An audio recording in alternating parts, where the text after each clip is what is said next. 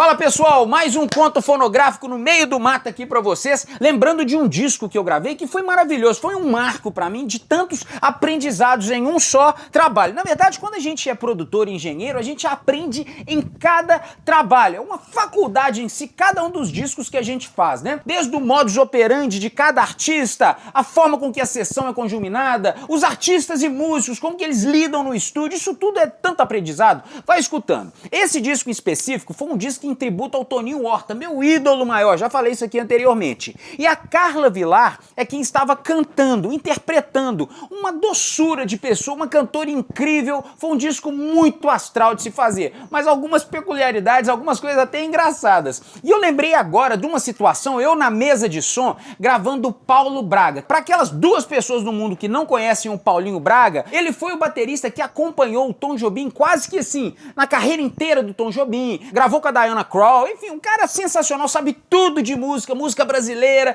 música mineira, e ele foi convidado para fazer as baterias desse disco. E eu não esqueço, acabou o take dele de bateria, ele já entrou pro estúdio, take 1 mesmo, matou rapidinho, assim, lindamente, a música era Céu de Brasília. E aí eu lembro que eu solei as peças de bateria para ouvir se tinha qualquer detalhe técnico, já que a gente estava gravando uma sessão de base, onde tinha baixo, teclado, gravando junto com ele, tá? Eu lembro que na hora que eu solei as peças da bateria, ele virou e falou assim, não, menino, o que você tá fazendo, o que você tá fazendo? Chamou a minha atenção, eu só quero saber se tem algum perfil técnico aqui que eu preciso adaptar, que eu preciso ajustar, se tudo deu certinho, nível de sinal e tudo mais. Ele falou, não sola a minha bateria, quer ouvir de headphone, você escuta. E eu pensei assim, mas por que, né? Não falei nada, eu fiquei quietinho na minha. Ele virou e falou assim, quando você sola a minha bateria, eu sou manco. Você sabe por quê? Eu faço música com as pessoas, então a gente se apoia, a gente tá junto. E quando você sola, você tira ela de contexto. A minha bateria é pra estar ali amalgamada, junto a todos. A nossa música é construída dessa forma. Na hora que ele falou isso, foi uma escola pra mim. Ainda mais vindo da escola americana, que as coisas são bem certinhas, tudo no clique, arrumado, mas a dele não. Ele fez questão de falar que ele não toca porque ele não quer tocar no grid. E aí eu fiquei pensando, caramba, que sensacional, ele não estava interessado nele sozinho, ele estava preocupado com o contexto, isso é músico de verdade, então eu achei isso demais, foi uma das lições. A outra lição, que foi quando o Nivaldo Ornelas foi gravar o saxofone, gravou um sax alto maravilhoso, e eu lembro que ele mesmo sugeriu 2 microfones, a gente colocou os microfones como ele tinha sugerido, e aí ele virou e falou assim, César, som de saxofone tem que lembrar um pouco a abelha. Se não lembra um pouco a abelha, ele não corta mix, ele não tem presença. Então, assim, da forma dele, ele quis explicar que o sax tem que ter mesmo essa proeminência em 1K, 2K, 3K que seja, que vai chegar e perfurar a mixagem. Coisas dele, a forma dele de pensar. E eu lembro de um episódio que foi legal demais, porque ele e Paulinho Braga são muito amigos. Nivaldo Ornelas e Paulinho Braga foram grandes companheiros aí de música a vida inteira. E eu lembro que num desses recessos da gravação, eles sentaram e começaram a bater um papo. Eles são muito amigos. E aí eu lembro que ele pegou um violão, cara, o Nivaldo Ornelas, e deu um acorde e cantou qualquer coisa de uma música que tinha uma conexão com eles. E aí o Paulo Braga, não faça isso, Nivaldo, e começou a chorar assim copiosamente. Puxa, que momento lúdico, mas não, na verdade o Nivaldo Ornelas estava rindo igual eu tô rindo agora do caso, porque ele estava brincando com o sentimento do Paulinho Braga, da emoção que eles viviam juntos, só que um com essa coisa jocosa e o outro aos prantos, completamente envolvido com aquele sentimento. E aí ele falou, não, então tá, vou parar de tocar o Nivaldo, né? E de repente ele tocava uma outra música, mais 2 acordes, cantava qualquer coisa, assoviava, ele, não faça isso! E o Paulo Braga continuava a chorar e o Nivaldo Ornelas rindo pra caramba. Então assim, como é que eles brincavam com o sentimento? Músico de verdade, tá ali pelo sentimento, um chorando e o outro rindo, só que pela alegria. Isso foi demais, assim. São coisas que a faculdade não te ensina, são coisas que a história musical te ensina. E eu vivi isso intensamente cada segundo que eu pude com eles. Um outro momento foi quando eu fui gravar o Toninho. Eu já até tinha gravado ele anteriormente, mas toda vez que eu tô perto do Toninho eu fico emocionado, porque ele é meu ídolo maior. Pessoal, vocês imaginam eu na faculdade com 18 anos de idade, ia de skate pra Berkeley. Eu lembro muito bem dos meus amigos que iam de skate também, os skates todos assim pichados, com adesivos escrito Nirvana, AC/DC, Metallica e tal. O meu skate inteiro tava escrito Toninho Horta. Eu tinha pintado com tinta e todo mundo, Toninho Horta? who's Toninho Horta? E eu explicava que era um guitarrista, um artista, violonista do Brasil, de música mundial, porque o cara sabe tudo. Aí eu posicionei os microfones pro Toninho, tudo bonitinho. Ele falou, César, você já sabe como eu trabalho, eu mesmo vou colocar do jeito que eu quero. Tá bom, Toninho, manda abraço, você pode tudo aqui. E da mesma forma foi quando a gente foi gravar cordas. Eu lembro que a gente tava numa sala gigante, que era um antigo estúdio 108, era um estúdio muito legal, depois nem ficou legal não, mas a gente foi gravar um quarteto de cordas. E aí o Toninho tava ouvindo aquele som de corda, que por sinal eu tirei um sonsaço de corda, ambiente, aquela coisa assim bem sinfônica, né?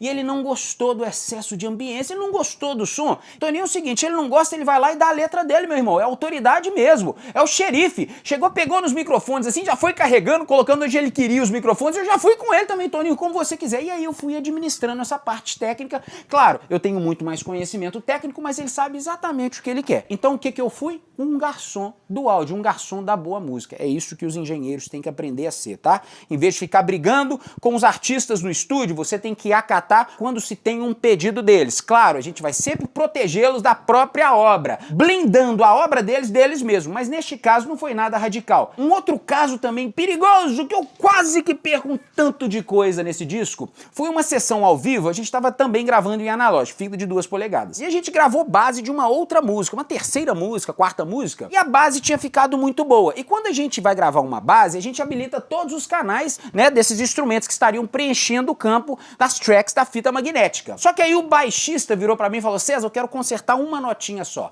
lá no B da música. Não tem importância não, vamos voltar à fita, pra daí você consertar a sua nota. Só que eu tinha esquecido, isso nunca tinha acontecido na minha carreira, tá? Foi a primeira vez que quase aconteceu. Eu tinha esquecido todas as tracks selecionadas para gravar, por isso que engenheiro tem que ficar de olho o tempo inteiro, é o jogo, o exercício da atenção no estúdio.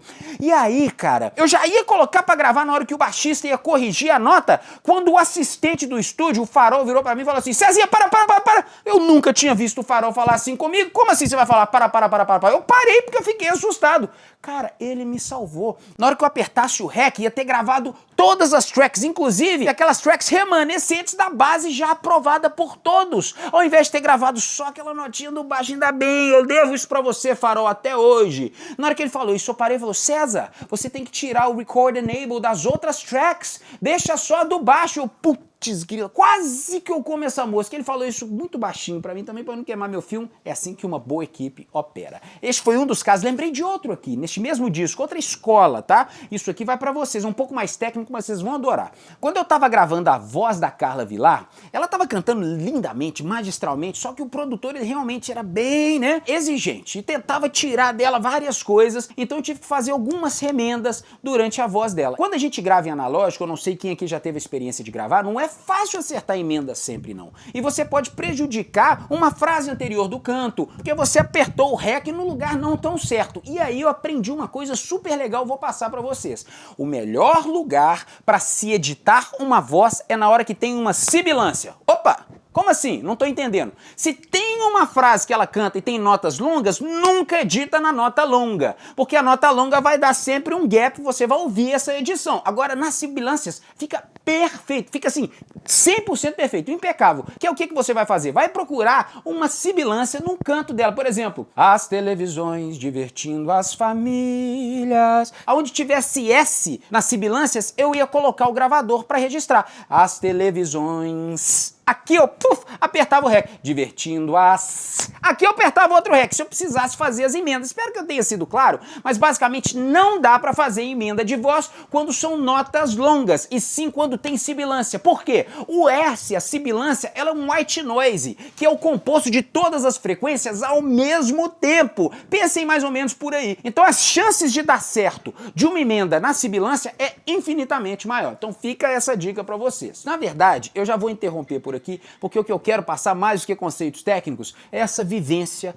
musical. Às vezes a gente vai para um trabalho achando que a gente vai fazer o mesmo, achando que a gente vai pilotar da mesma forma o nosso equipamento, que a gente vai considerar os mesmos microfones, as mesmas rotinas, o mesmo cabeamento. Cara, a gente tem que aproveitar outra coisa, que é a vivência que a música te traz, o convívio com as pessoas, a forma com que cada um enxerga a arte, a forma com que cada um faz arte, a forma com que cada um lê ver o ser humano do outro lado. E isso é uma prática muito saudável para nós profissionais. Então, todas as vezes, vocês engenheiros, produtores, artistas, seja qual for, que forem para um estúdio, vão com a cabeça aberta, porque em cada detalhe a gente aprende um tanto de coisa. E posso falar, a maioria das coisas nem são de música, são de vida. Universidade do Áudio mudando o cenário fonográfico. Vamos em frente.